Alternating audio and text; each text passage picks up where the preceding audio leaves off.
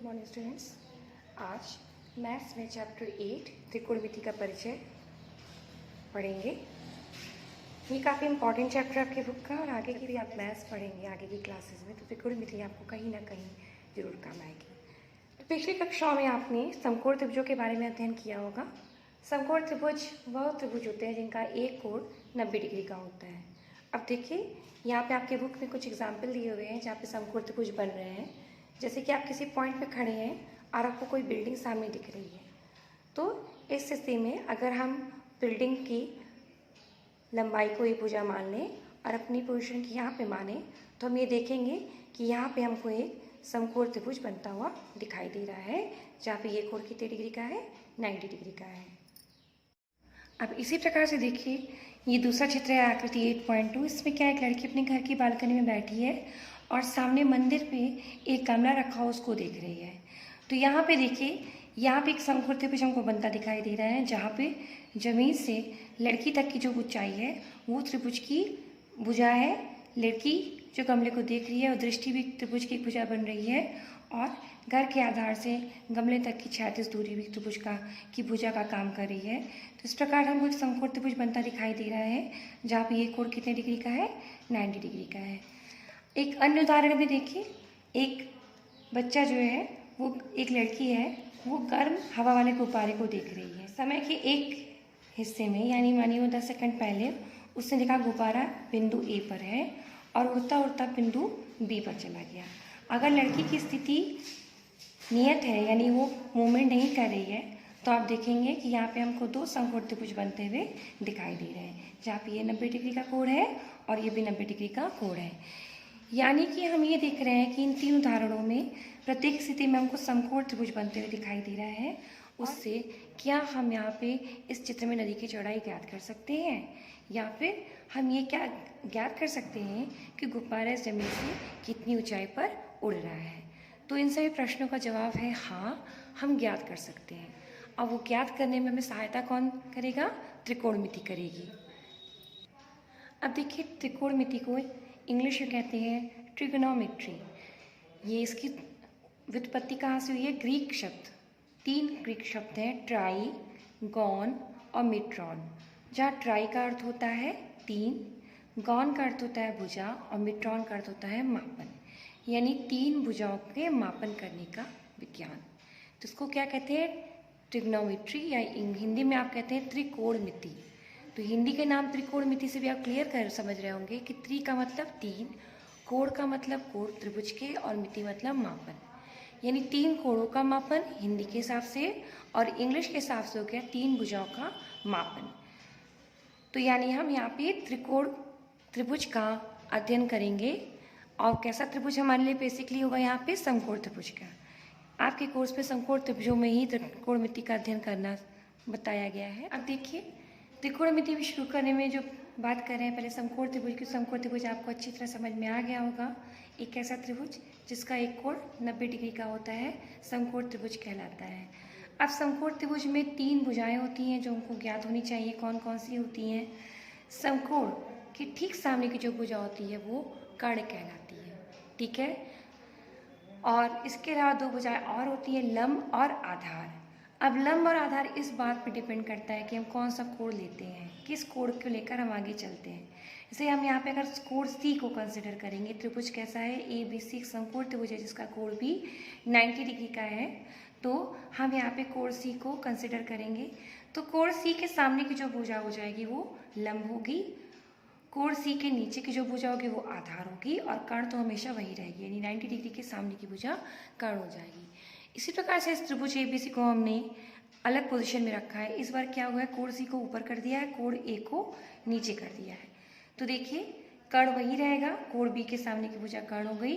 अब हम जब कोण ए को लेंगे तो उसके सामने की भुजा हो जाएगी लंब और उसके नीचे की भुजा हो जाएगी आधार। अब इस प्रकार हम देख रहे हैं कि जब हमने त्रिभुज ए बी सी में कोण सी को कंसिडर किया तो ए बी लंब हो गया और बी सी आधार हो गया। और फिर हमने समकोण त्रिभुज ए बी सी में जब कोण ए को कंसिडर किया है तो बी सी लंब हो जाएगा ए के सामने की भुजा, और ए बी यानी ए के नीचे की भुजा आधार हो जाएगी। ये कॉन्सेप्ट बच्चों आपको क्लियर होना चाहिए कि जो कोण हम लेंगे समकोण के अलावा जो कोण हम लेते हैं उसके सामने की भुजा लंब होती है, उसके नीचे की भुजा आधार होती है। अब चलिए बच्चों, नेक्स्ट टॉपिक बेहद इंपॉर्टेंट टॉपिक है त्रिकोणमितीय अनुपात, जिसको इंग्लिश में कहते हैं ट्रिग्नोमेट्रिक रेशियो। ये ट्रिग्नोमेट्रिक रेशियोज क्या होते हैं, यानी त्रिकोणमितीय अनुपात क्या होते हैं? समकोण त्रिभुज में किसी कोण के सापेक्ष विभिन्न भुजाओं का अनुपात होता है। ठीक है, हम कोई कोण एक लेंगे, उसके सापेक्ष विभिन्न भुजाओं का अनुपात निकालेंगे, यानी लंब का कर्ण से निकालें, आधार का कर्ण से निकालें, लंब का आधार से निकालें, इसी प्रकार से कर्ण का लंब से निकालें अनुपात, हम कर्ण का आधार से निकाल दें। तो ये हम आगे समझते हैं। तो ये जो त्रिकोणमितीय अनुपात होते हैं ये 6 प्रकार के होते हैं: साइन, कॉस, टैन, कॉसिक, सेक और कॉट। आइए देखते हैं कि इन अनुपातों को हम कैसे निकालते हैं। जैसे हमने पढ़ा है साइन। अब साइन का अनुपात क्या होता है? ये लंब और कर्ण का अनुपात होता है। ठीक है, अब जैसे हमने साइन निकाले कोण सी के लिए, कोण सी के लिए साइन अनुपात निकाल रहे हैं, तो उसको हम कहेंगे साइन सी। तो साइन सी क्या होता है? लंब बटे कर्ण। अब सी के सामने की भुजा हो गई लंब, तो यहाँ पे ए बी लंब हो जाएगा, और सी कर्ण क्या हो गया? कोण बी के सामने की भुजा कर्ण होती है, तो यहाँ पे हो गया ए सी कर्ण हो गया। यानी साइन क्या हो गया? लंब और कर्ण का अनुपात, यानी साइन सी का मान क्या हो गया? ए बी बटे ए सी। इसी प्रकार से कॉस अनुपात निकालते हैं। तो कॉस क्या होता है? आधार और कर्ण में अनुपात होता है। यहाँ पे हम कॉस सी निकालेंगे, तो सी के लिए आधार क्या हो गया? बी सी, और कर्ण तो होगा वही होगा ए सी, तो कॉस सी का मान क्या हो गया? बी सी बटे ए सी। इसी प्रकार से हम टैन अनुपात निकालेंगे। जो टैन होता है वो लंब और आधार में अनुपात होता है। तो यहाँ पे देखिए सी के लिए लंब क्या हो गया? ए बी, और सी के लिए आधार क्या हो गया? B C. तो टैन सी हो गया ए बी बटे बी सी। अब इस चित्र में मैंने नेक्स्ट जो है वहाँ पे मैंने साइन कॉस टैन और उनके जितने इन्वर्स रेशियोज हैं, जस्ट अपोजिट रेशियोज हैं, उनके मान भी लिखे हैं। तो फिर से इनको शुरू करते हैं। साइन ए, इस बार हम एक लेकर रहे हैं साइन ए। तो साइन का अनुपात का मान क्या होता है? लंब बटे कर्ण। अब वो ए हो बी हो सी से कोई मतलब नहीं है, तो साइन ए क्या हो जाएगा? लंब बटे कर्ण।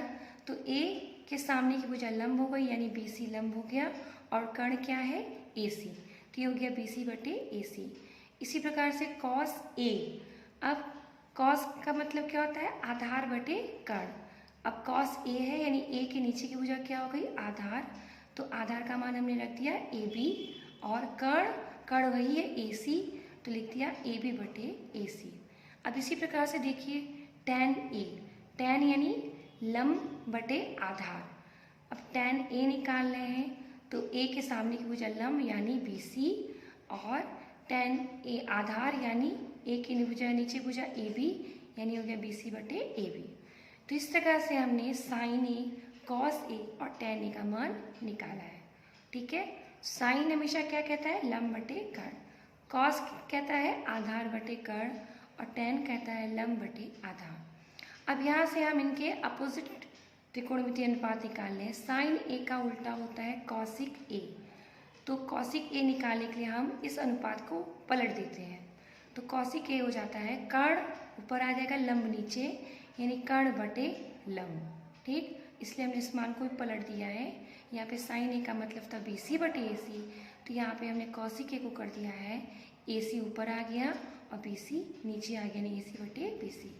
इसी प्रकार से सेक ए का मान निकालने हैं, तो कॉस ए का उल्टा हो जाता है सेक ए, तो यहाँ पे हो गया ये कर्ण बटे आधार, क्योंकि कॉस ए होता है आधार बटे कर्ण, तो सेक ए हो गया कर्ण बटे आधार, इसका जस्ट अपोजिट। तो अपोजिट करने में हमने भुजाओं को भी पलट दिया है, यानी ए सी बटे A B. Third ratio tan A का उल्टा कॉट ए। टैन ए होता है लंब बटे आधार, तो कॉट ए हो गया आधार बटे लंब, तो यहाँ से हमको मिल गया ए बी बटे बी सी। तो इस प्रकार से हमको साइन, कॉस, टैन और कॉसिक, सेक और कॉट ए के मान निकालने आ गए। इसके अतिरिक्त एक अनुसंबंध जो मैं और बताना चाहूँगी कि साइन, कॉस और टैन में क्या संबंध होता है।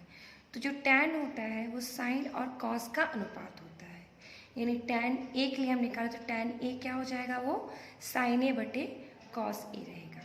तो ये बात आप लोग बच्चों अच्छी तरह समझ लीजिए कि साइन कॉस और टेन क्या है, ये कॉसिक सेक कॉट, ये क्या है, भुजाओं के अनुपात है, ठीक है। और भुजाओं के अनुपात में कोण कोई भी हो ये मान वही रहते हैं, यानी साइन लंब बटे कर्ण होता है, कॉस आधार बटे कर्ण होता है और टेन लंब बटे आधार होता है। Thank you.